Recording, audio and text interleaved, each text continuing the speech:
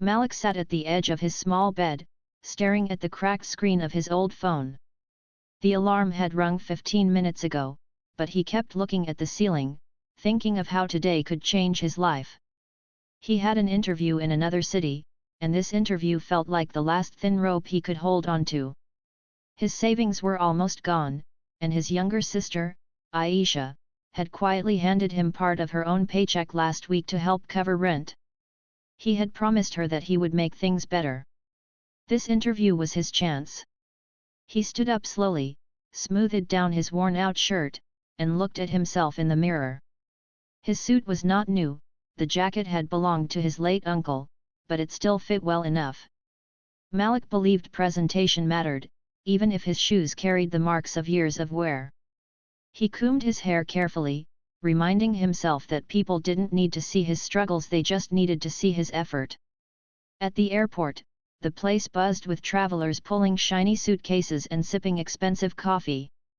Malik clutched his small duffel bag, which carried only the essentials, a copy of his resume, one extra shirt, and the last of his cash folded neatly in an envelope. He checked his boarding pass 3 times, repeating to himself that nothing could go wrong today. As he walked toward his gate, his eyes caught sight of an elderly woman sitting near a bench, looking lost. She wore a long grey coat, her hands trembling slightly as she tried to read a piece of paper. Beside her was a heavy black bag, clearly too much for her frail frame. She looked around, her eyes worried, and Malik noticed the way her cane leaned against the bench, ready to fall. He told himself to keep walking. His flight was important. Missing it would mean no interview, no job, no fresh start. But as he passed by, he heard her soft voice asking, "Excuse me, young man, do you know where gate 14 is?" She sounded unsure, almost pleading, and something in her voice made him stop. He turned back and walked closer. "Gate 14?" he asked gently. "Yes, dear," she said, showing him her ticket.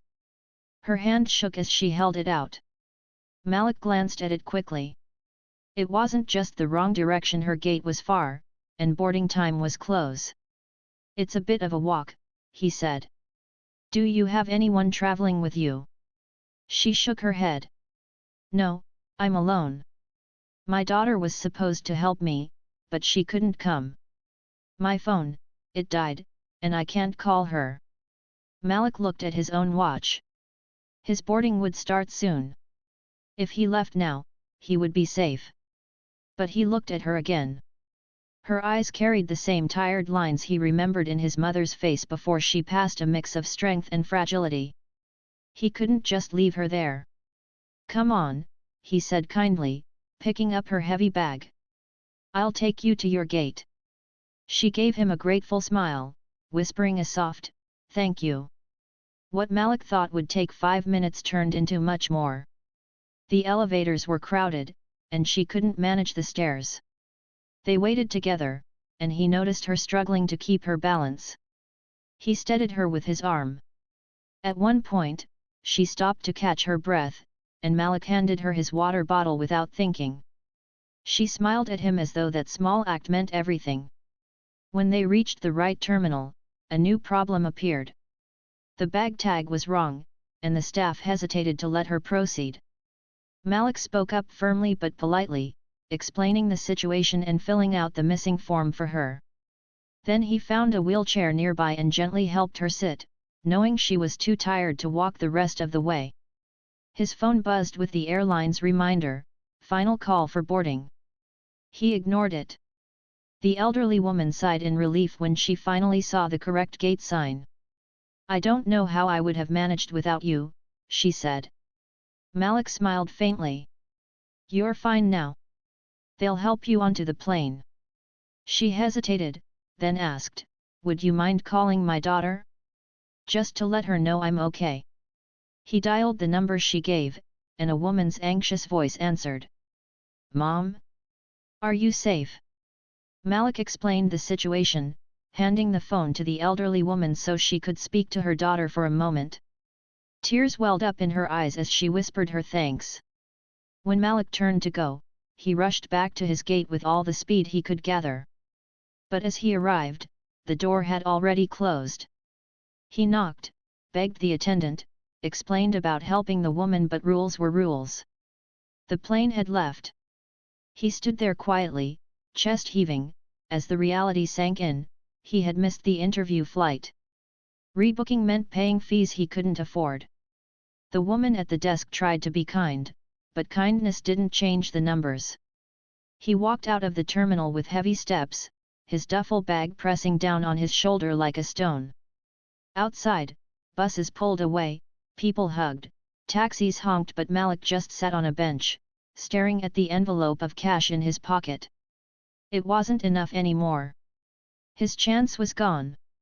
Yet, beneath the disappointment, there was no bitterness. He replayed the elderly woman's smile, the relief in her daughter's voice, the way she had gripped his arm as if he were her only anchor. A part of him felt strangely at peace, even though he had lost something valuable. He whispered to himself, it was the right thing to do, as though repeating it would make the loss easier. On the ride home, the bus rattled past grey buildings and noisy streets. Malik looked out the window, thinking about how life sometimes demanded choices without giving time to weigh them. He wondered if kindness was a luxury for people who already had enough, or if it was the very thing that created enough for everyone. He didn't know. All he knew was that he had listened to his heart, and now he would have to deal with the consequences. Back at his apartment, his sister asked how the trip went. Malik forced a smile and said, "Not this time." She didn't press him for details. She just handed him a cup of tea and sat beside him quietly. He was grateful for her silence, it allowed him to feel his disappointment without shame. That night, Malik lay awake staring at the ceiling again. The weight of failure pressed on him, but alongside it was a quiet warmth from the memory of the woman's grateful face. He thought of his mother and how she always said, "If you help someone in need, you'll never truly be empty." He didn't know what tomorrow. The morning after missing his flight, Malik woke up later than usual. His alarm buzzed, but he let it ring until it gave up. He felt heavy, not only in his body but in his heart. The thought of the lost interview pressed on him like a weight he couldn't push away. He had worked hard preparing, memorizing his answers, even practicing in front of the mirror. Now it felt wasted. Still, he got up, because he had no choice. Bills were waiting, and his sister was depending on him. He sat at the small table in their kitchen, sipping tea Aisha had made. She looked at him carefully, noticing the tired lines around his eyes. "You don't have to explain," she said softly, "I can tell it didn't work out." Malik nodded, grateful she didn't demand details. He didn't want her to know the truth that he had missed the chance because he chose to help someone. She might not understand.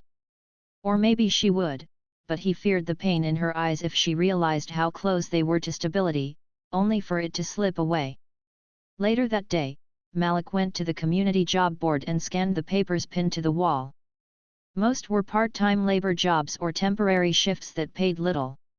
He scribbled numbers, made a few calls, and left with nothing promising. His shoes felt heavier as he walked back through the busy streets.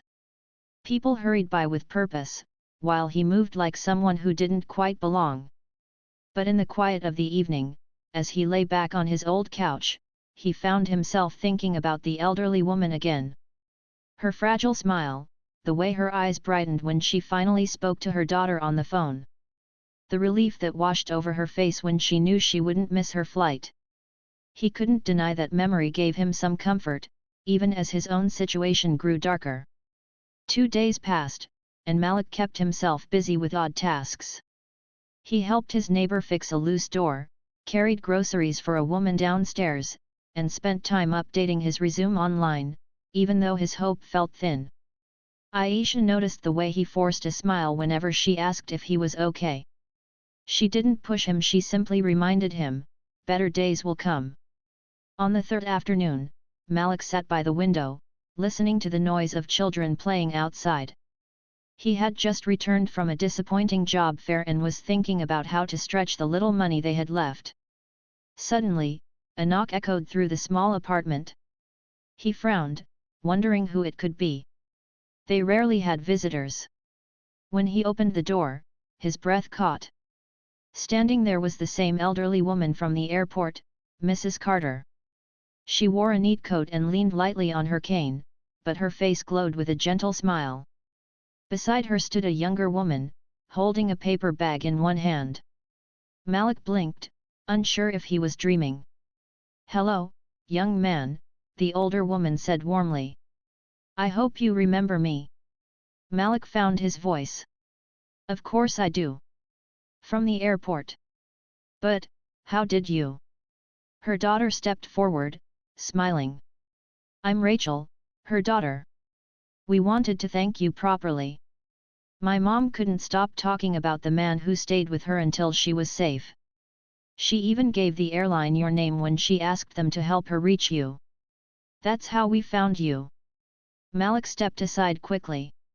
"Please, come in." Inside, the small apartment looked modest but tidy. Aisha, curious, came out of the kitchen and greeted them politely. Malik introduced everyone, and soon they were all sitting around the small table.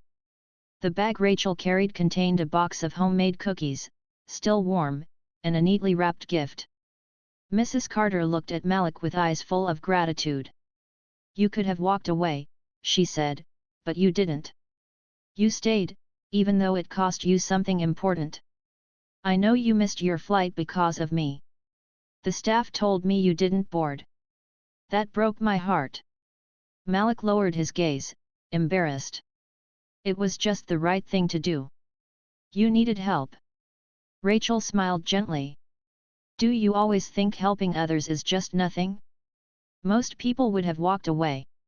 What you did meant the world to us." Mrs. Carter reached into her handbag and pulled out a card. "This is for you," she said, sliding it across the table. Malik opened it slowly.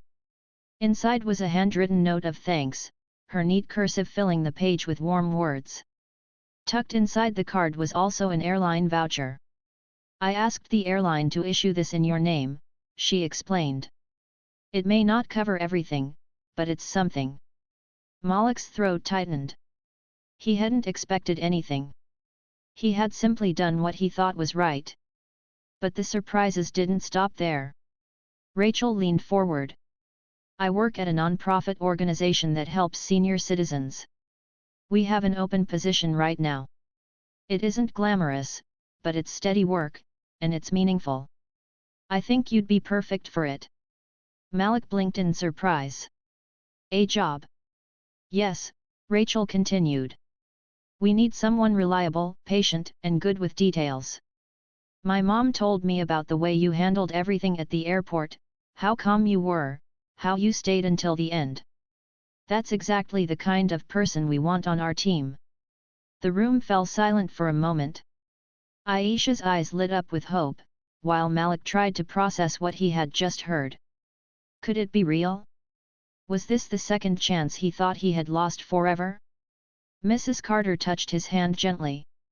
"Young man, sometimes life closes one door so another can open. You may have missed that flight, but maybe this is the path you were meant to take." Malik swallowed hard, emotions swirling inside him. For days he had carried the weight of failure, but now, in this small room, hope quietly returned.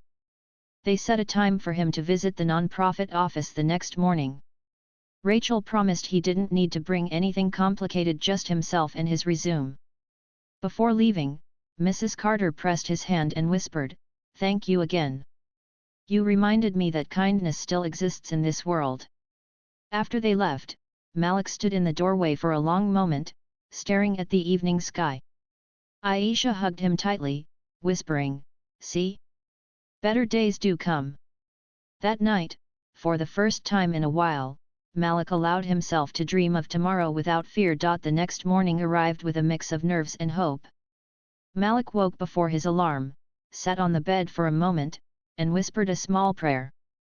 The weight of disappointment from missing his flight still lived inside him, but the unexpected visit from Mrs. Carter and her daughter had opened a new door. He could not waste this chance. He polished his uncle's old shoes again until they shined as much as they could.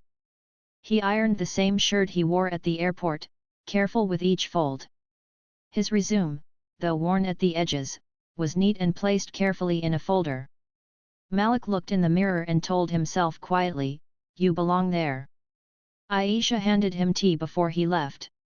She smiled, her eyes bright with encouragement. "Today is yours, Malik. Just be yourself. That's enough."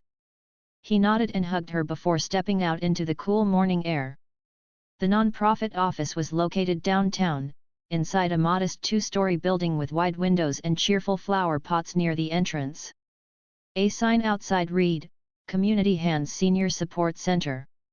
Malik stood there for a second, gathering courage, before pushing the door open. Inside, the air smelled faintly of coffee and fresh paper. A receptionist greeted him with a kind smile and offered water. Soon Rachel walked out to meet him, her energy warm and welcoming. "Malik. I'm glad you came. My mom hasn't stopped talking about you." He smiled shyly. "Thank you for inviting me." She guided him to a small meeting room where two other staff members joined. One was an older man with glasses, introduced as Mr. Daniels, the program director.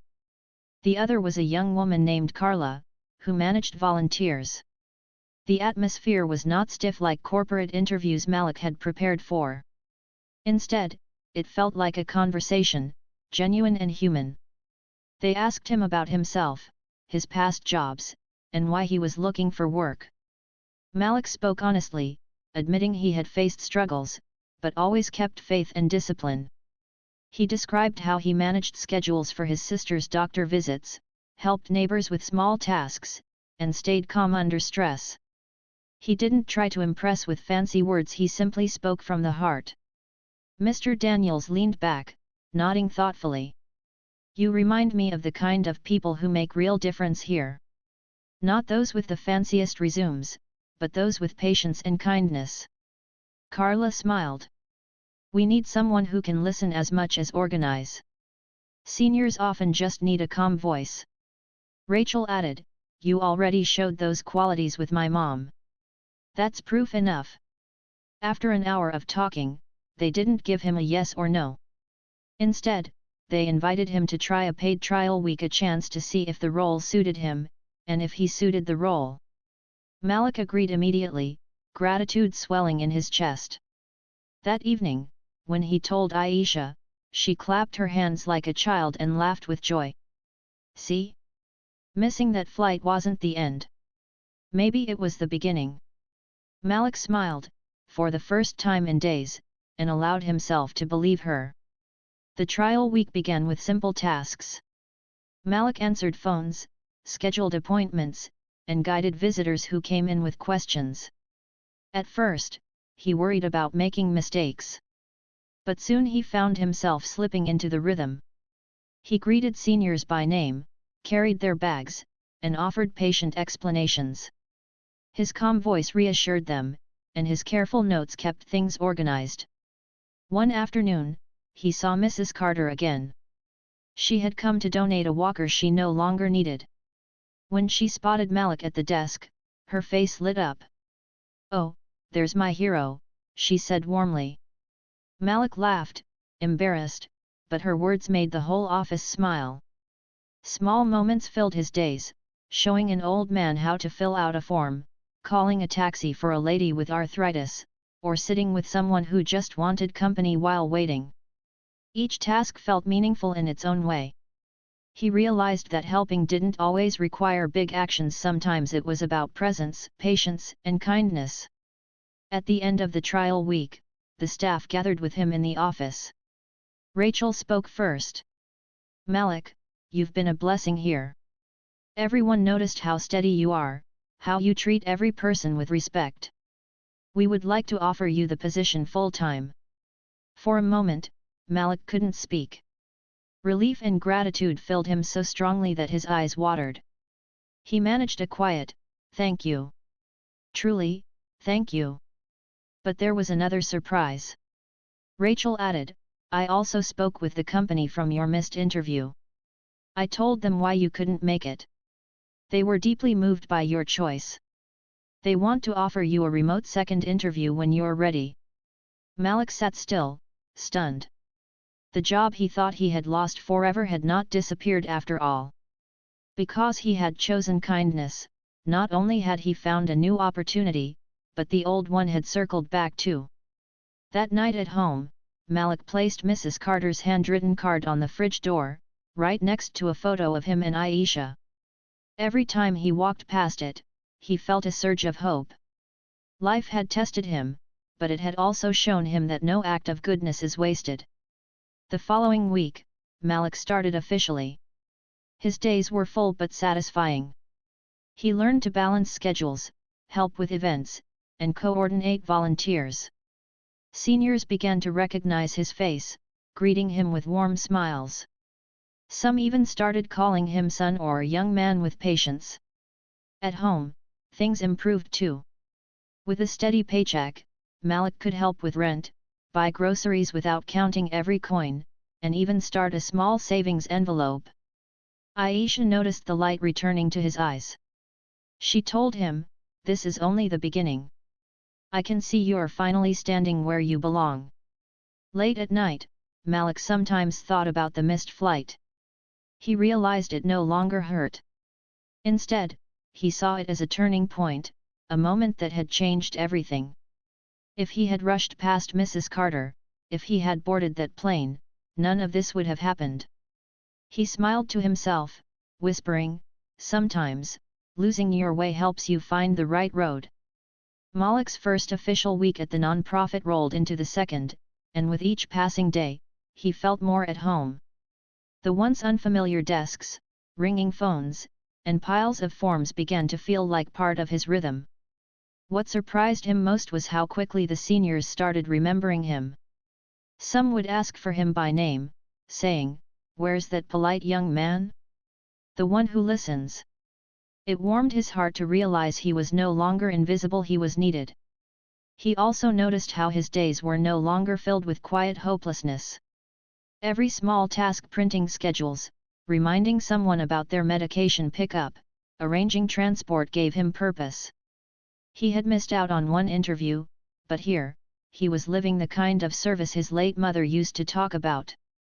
She had always told him, "Son, the best job is one that makes you proud to look in the mirror at night." Still, a part of him remained nervous about whether this was temporary. He worried that one mistake could send him back into unemployment. He tried to hide this fear behind his smile, but his carefulness sometimes showed. One morning, Rachel caught him staying late at the office, double-checking forms. "Malik," she said gently, "you don't have to be perfect to belong here. We all make mistakes. What matters is how much you care, and you care deeply. That's rare." Her words lifted a heavy stone from his chest. He walked home that night under the streetlights with a lighter step, telling himself he didn't have to prove everything at once. A few days later, the nonprofit hosted a small community gathering for the seniors and their families. Malik was asked to help organize it. He made a list, checked supplies, arranged chairs, and even set up a corner with board games for those who couldn't join the music and dance. He moved quickly but calmly, smiling at everyone who arrived. When Mrs. Carter came in, her face brightened at the sight of Malik. She walked up slowly with her cane and said in her warm voice, "You see, my daughter was right. You were meant for this place." Malik laughed, helping her to a seat. During the event, she told others about how he had missed his flight just to help her. At first, Malik felt embarrassed, but soon he realized her story made people admire him more. They didn't see him as unlucky, they saw him as someone whose kindness opened doors. After the event, the director, Mr. Daniels, pulled Malik aside. "I watched how you handled everything today. Calm, steady, thoughtful. You have a gift, Malik. You don't just do tasks, you make people feel seen. That's the heart of this work." Those words stayed with Malik. He went home that night and wrote them in a notebook, a habit he had started to keep himself motivated. On the first page of that notebook was still the quote from his mother, "Kindness is never wasted." Now he had added another, "You make people feel seen." Soon, life at home began to change too. Aisha noticed how Malik's shoulders no longer slumped when he came through the door. He brought back stories about the people he met: the old man who loved chess, the lady who always carried peppermints, the couple who still held hands after 50 years. They made him laugh, they made him think, and sometimes, they made him cry. But most of all, they made him feel alive again. One evening, while sharing dinner, Aisha asked, "Do you ever regret missing that flight?" Malik thought for a moment, then shook his head. "No. That day I lost something, but I also gained something I didn't expect. Maybe life knew better than I did." Around this time, Rachel reminded him of the remote interview offer from the company he had once hoped to join. Malik prepared carefully. Even though he was happy at the non-profit, he wanted to see what doors might open. The interview was scheduled online, and on the day, he wore his suit jacket again, sitting at his small table with his laptop camera on. The interviewers asked him technical questions, but they also asked about his missed flight. Malik told the story simply, without exaggeration. He explained that he couldn't ignore someone in need, even when it cost him. The panel was silent for a moment after he finished. Then one of them said softly, "That tells us more about your character than any resume could." They promised to stay in touch, and Malik closed the call feeling proud, not desperate. For once, he wasn't chasing approval, he was simply sharing who he was. Back at the non-profit, Malik's role grew. He started helping organize transport routes for seniors across the city, creating schedules that saved time and reduced waiting. His attention to detail impressed everyone, and soon even volunteers began asking for his guidance. One day, Rachel surprised him with a small framed certificate of appreciation. "For patience, service, and heart," it read. Malik hung it above his desk, next to the handwritten card from Mrs. Carter that stayed on his fridge at home. Weeks turned into a month, and Malik found himself walking with more confidence. He was no longer the man staring hopelessly at a closed gate at the airport, he was someone with purpose, stability, and dignity. At the next community gathering, Malik stood by the entrance, greeting each person with a smile. Mrs. Carter arrived once again, this time without her cane. Her daughter walked beside her, beaming with pride. She hugged Malik tightly, whispering, "You remind me of the son I wish I had. Thank you for being there when I needed you." As he stood there, surrounded by laughter, music, and the warmth of community, Malik realized something. Missing that flight had not been a loss. It had been a redirection, guiding him to where he truly belonged. That night, when he walked home under the stars, he thought about how far he had come in such a short time. His life still had challenges, but for the first time in years, he felt steady. He no longer measured success by what he lacked but by the lives he touched each day. He whispered to himself, "Sometimes the best journey is the one you never planned." Months passed, and Malik's life looked different from the quiet struggle he once carried. The non-profit job had given him a sense of stability, but more than that, it had given him a sense of meaning. Each day brought faces he now knew by heart, stories he listened to with patience, and laughter that reminded him he was not alone in his journey. At home, things felt lighter too. The small apartment that once seemed weighed down by worry now carried warmth. Aisha noticed the change in her brother, his shoulders straighter, his eyes brighter, his laughter genuine again. She teased him one evening as they ate dinner, "You come home talking more about other people's grandparents than yourself." Malik chuckled and replied, "Maybe they remind me of Mom. Maybe that's why I like listening." But the biggest change came one Friday afternoon when Rachel called him into her office. "Malik," she said with her calm smile, "we've been so grateful for your dedication here. You've been more than just an employee, you've become part of the heart of this place. That's why we want to promote you to coordinator of programs." For a moment, Malik could not breathe. Coordinator? him? Just months ago, he had sat on a bus, broken after missing his flight. Now he was being trusted with responsibility, leadership, and recognition. I don't know what to say, he whispered. Say yes, Rachel replied warmly. Because you've earned it. He said yes, and that night, he and Aisha celebrated with a simple homemade meal. It wasn't expensive, but it tasted like victory. As they clinked their glasses of orange juice, Aisha said softly, "See, Malik? Missing one flight didn't end your journey. It just put you on a better one." The promotion came with new challenges. Malik now had to plan entire events, manage volunteers, and keep track of funding reports. It wasn't easy, but he approached it the way he had approached helping Mrs. Carter step by step, calmly and with care. His co-workers admired his patience, and seniors often said, "That young man listens better than anyone else." In the middle of all this growth, another surprise came. The company where Malik had once missed his interview reached out again. They had followed up after the remote interview and were impressed not only with his skills but also with his values. They offered him a position that paid more and carried opportunities for advancement. Malik sat at his desk that evening, staring at the email. On one side was the corporate job he had dreamed about months ago, with better pay and bigger titles. On the other side was the non-profit job that filled his heart with purpose every day. He thought long and hard, speaking with Aisha, Rachel, and even some of the seniors he had grown close to. In the end, Malik chose to stay with the non-profit.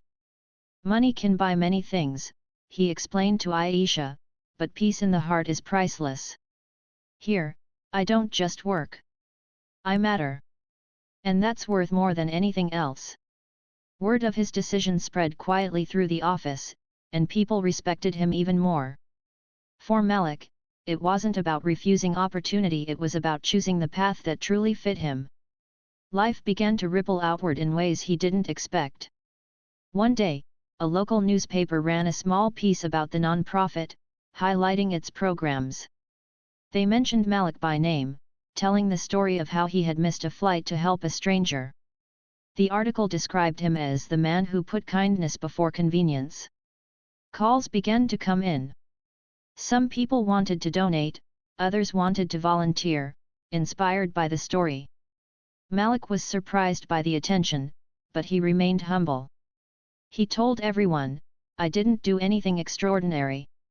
I just did what I hope someone would do for my sister, for my mother, for me."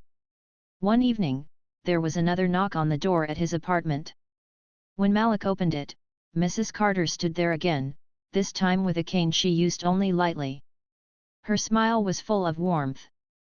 "I just wanted to see how you're doing," she said softly. He invited her in, and they shared tea with Aisha. She looked around the small but tidy apartment, nodding approvingly. "You've built a good life here," she said. Then she leaned closer and whispered, "I told you that day at the airport you didn't lose a chance, you gained a new road. And look where it has taken you."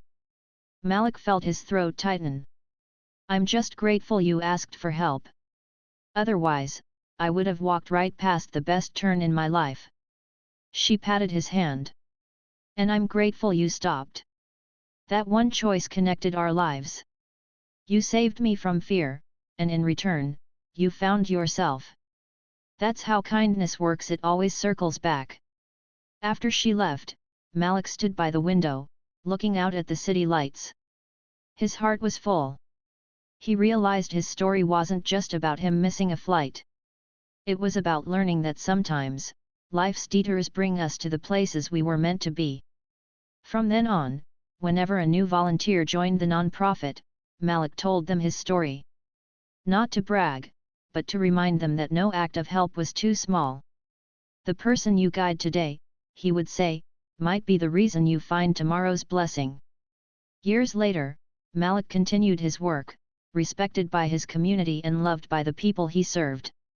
He never became rich in money, but he became rich in meaning, in relationships, and in peace. His small apartment was no longer filled with worry, it was filled with hope, laughter, and memories. Every time he passed the card Mrs. Carter had written him, still pinned to his fridge, he smiled. It was a reminder of the moment his life changed. A simple act of kindness had rewritten his story forever. And so Malak's journey stood as proof. Sometimes losing what you think is everything can open the door to something far greater. Sometimes, when life closes one path, it's because there is a better road waiting, one built not on chance, but on choice, on heart, and on kindness that never fades.